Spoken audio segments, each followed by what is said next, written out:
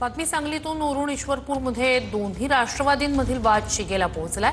अजित पवारांच्या राष्ट्रवादीच्या कार्यकर्त्याला जीवे मारण्याची धमकी देण्यात आली आहे। पवारांच्या राष्ट्रवादीच्या कार्यकर्त्यांना जीवे मारण्याची धमकी दिल्याचा आरोप आहे। विरोधकांना पराभव दिसत असल्यानंच खोटा आरोप केला जातोय असं पवारांच्या राष्ट्रवादीकडून स्पष्टीकरण दिलं जातंय।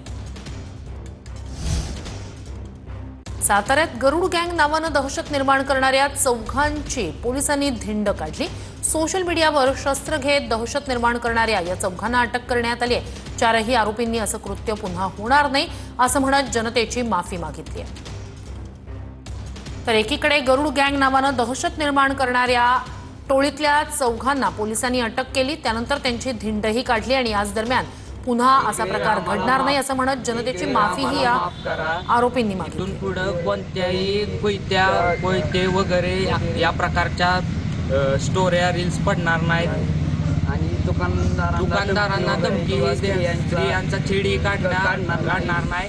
माफ करा, एवढी बात। इथून पुढे असं काहीच होणार नाही। प्लॅनिंग होतं, आम्ही इथं राहायला असल्यामुळं आमचं जेवणाचं नियोजन ठरलं। ते मांदळीमध्ये एक पाटील म्हणून हॉटेल आहे, घरगुती जेवण बनवतात चांगल्या पद्धतीचं, व्हेज नॉन व्हेज।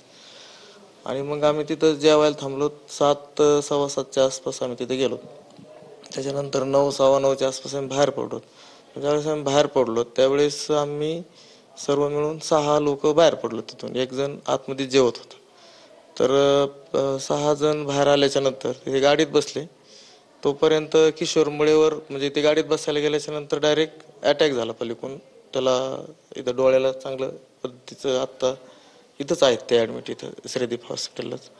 आणि ते तिकडून 4 जण आणि इकडून 4 जण, मला म्हणजे माझ्यावर अटॅक झाला 4 जणांचा। मला ते हाणत पुढं नेलं पटांगणात असं लांब त्यांच्यापासून। आणि डायरेक्ट मग गाडी लॉक होती, त्याच्या काचा फोडल्या, त्यांना बाहेर घेतलं आणि त्यांच्यावर प्राणघातक असा भयान असा भ्याड हल्ला त्यांनी ते रात्री केला। 10 ते 12 लोक होते सगळे एकूण 10 ते 12 लोक होते। अचानक हल्ला केला, अचानक अंधारातून आले आणि त्याच दिशेने परत रिटर्न निघून गेले अंधारातून। काय ओळख पटू शकली किंवा काय?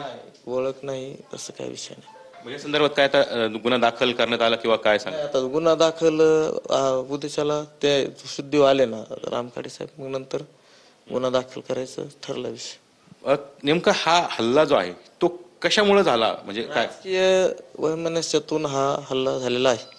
कारण की आमचे जे मित्र आहेत रामखाडे यांनी फार मोठा घोटाळा आमच्या जिल्ह्यामध्ये ओपन केलेला आहे, त्यामुळं हा हल्ला त्यांच्यावर झालेला आहे। म्हणजे नेमका कशा स्वरूपाचा हा घोटाळा होता किंवा काय? बरेच विषय आहेत ना त्याच्यामध्ये, आमच्या तालुक्यामध्ये ते पेपरला वगैरे बातम्या आहेत ना कोर्टात। घोटाळ्याच्या संदर्भात कोण आहे नेमकं? आता आम्हाला तिथं जो विषय आहे ते स्थानिक लोकप्रतिनिधींचा त्रास आहे, दुसऱ्यांचा कोणाचा नाही। म्हणजे आष्टी तालुक्याचे लोकप्रतिनिधी सध्या सुरेश दस तिथं लोकप्रतिनिधी आहे। मग नाव घेणं योग्य नाही, पण जे तिथलचं आहे, आम्ही आता सामाजिक कार्य करतो आणि जो त्रास आहे सामाजिक कार्य करत असताना ते लोकप्रतिनिधीचाच होतो ना, त्यांना चुकीचे काम करायचे। तर ह्याच कारणावरून हल्ला झाला म्हणजे? हा, दुसरं काय कारण आहे? आमचं काय कोणाबरोबर दुश्मनकी नाही, आमचं काही विषय आमच्याकडे पैसे नव्हते तेव्हा हल्ला चोर येते आम्हाला हाणून जाते किंवा बाकीचा काही विषय नव्हता। तर निश्चितच जे सामाजिक कार्यकर्ते आणि शरद पवारांच्या राष्ट्रवादीचे कार्यकर्ते आहे रामखाडे यांच्यावरती जीवघेणा हल्ला झालेला आहे, त्यामध्ये ते गंभीर जखमी झालेले आहे। सध्या पैसे किती द्यायचे यासाठी चढाओढ सुरू आहे असं शरद पवार यांनी म्हटलंय। कामावर नाही तर पैसे निधीवर मत मागितलं जातंय असंही शरद पवार यांनी म्हटलंय।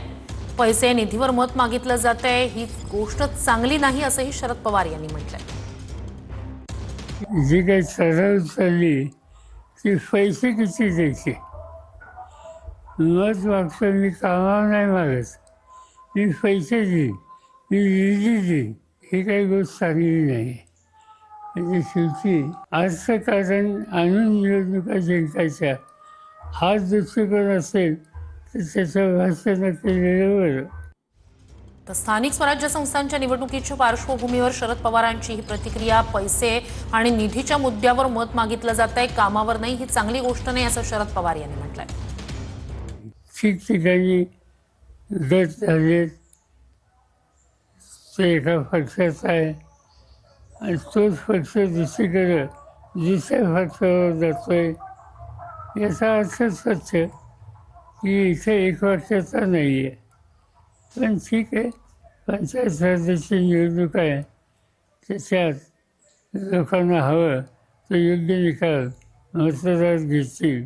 माझ्यासारखे जे लोक आहेत, आम्ही या निवडणुकीत याच्या आधी कधी करत नव्हतो आणि आत्ताही करत नाही. ठीक आहे, आता 2-4 दिवस राहिलेत, काय होतं बघूया.